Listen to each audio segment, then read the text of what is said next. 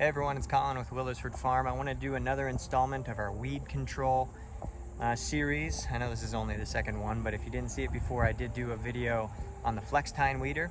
And today I want to talk about one of my favorite tools, and it's something that has been hugely impactful on the farm here for weed control. And it's on this old rig here. It's less one individual tool, and it's more a series of tools. What it is these finger weeders and sweeps, parallel linkage setup that allows us to do precision cultivation on rows individually. It's got 3 individual row units that are all performing 3 separate functions simultaneously on an individual row. This is what we would consider more of a precision cultivation tool. It does require that when you plant, you have pretty good bed tops, that you have pretty good soil tilth, that you make sure your rows are really straight, they're all absolutely parallel, otherwise it will not work.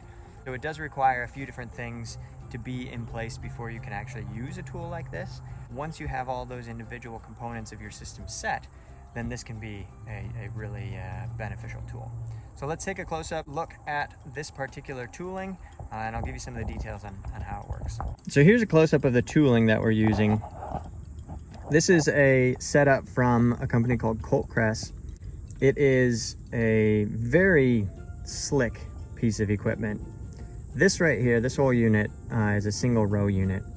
As you can see, there are 3 of them linked onto this toolbar right here. So this toolbar is lifted and lowered by hydraulics attached to the tractor. And then this whole row unit will raise and lower depending on the contour of the ground. So this is right here called the parallel linkage. And those 2 bars will pivot up and down. And while they do, since they are parallel, this whole rig, this whole row unit will travel parallel to the ground. These gauge wheels up front is what's following the contour of the ground and causing that to raise or lower as it travels through the field. So like I said, the gauge wheels we can set to whatever depth we want. Those will roll up and down the ground.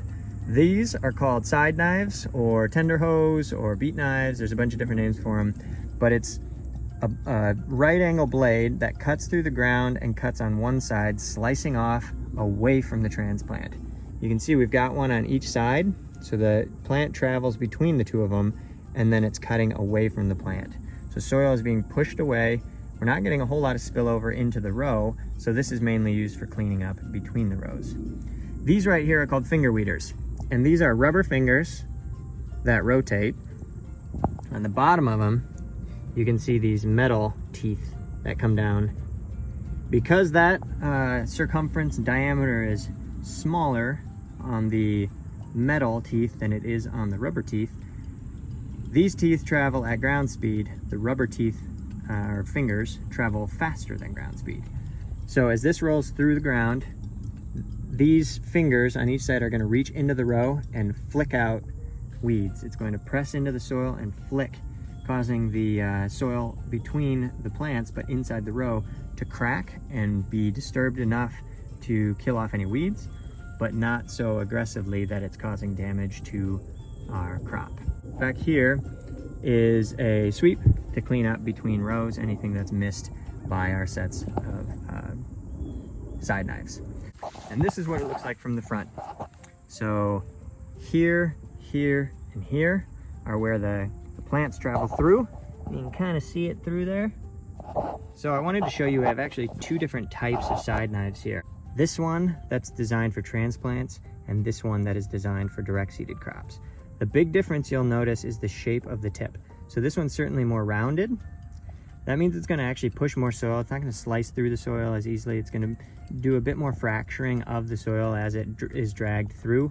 It's going to still push soil outward, not as much inward, but it's definitely going to have a little bit of a hilling effect right here towards the inside of the row. This one, however, it looks like, say, a chef's knife or the knife blade that's being cut through a cake or whatever. It's going to slice against that soil, doing very little disturbance as it goes through the ground. And what that means is that for something like this, where we have a very defined edge to what we've seeded, we don't want a whole bunch of soil being pushed in because that's going to bury some of these tender green seedlings. Instead, we want to get a really nice cut here and push the soil this way, cut here, push the soil this way, and not cause any sort of inward movement with that side knife. So I'll show you the first video you see of the broccoli.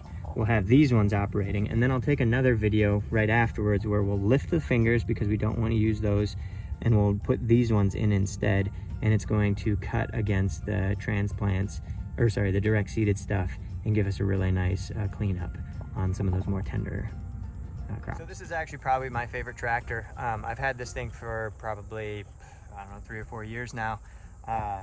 It is by some standards an antique, by other standards not so much. It's come from the late 1980s, but the interesting thing about it is it's offset. So I don't know how well this is going to come out in the video. Maybe I do this. You can see that the operator's seat is actually offset from the center of the tractor.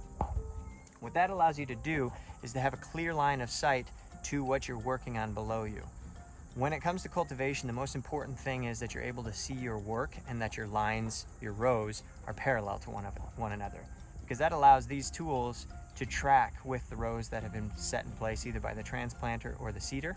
So as I'm sitting up on this tractor, I can look down and watch this row and have a reasonable degree of confidence that the other 2 rows in this instance are being cleaned up the exact same way. All right, so as we look through this broccoli, if we get down on our hands and knees, we're going to see some weed emergence. So if you look right here, here, here, here, these are all weeds that are starting to emerge. They're very small, which means that we're going to have a pretty easy time managing them, but it's the perfect time to get out and do it.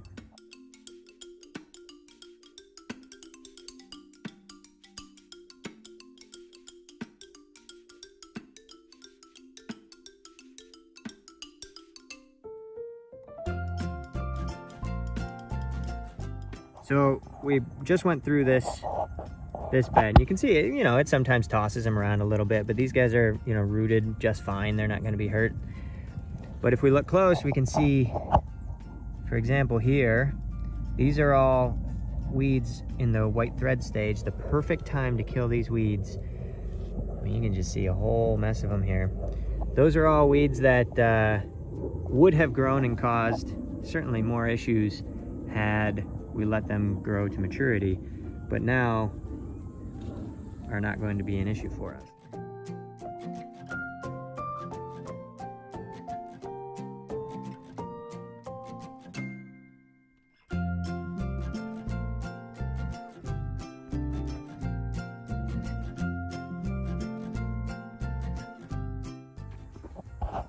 So the outcome here is really the same as before. We have all this nice shallowly worked soil here. You can see a lot of these weeds that would grow getting severed, and then we have a clean edge right along the rows of greens here. This is arugula, baby kale, and some salad mix over there, and so it gets nice and close, but it doesn't throw a lot of soil inward, so we get a real clean edge here. You can kind of see the line that it cuts there without pushing too much soil inward.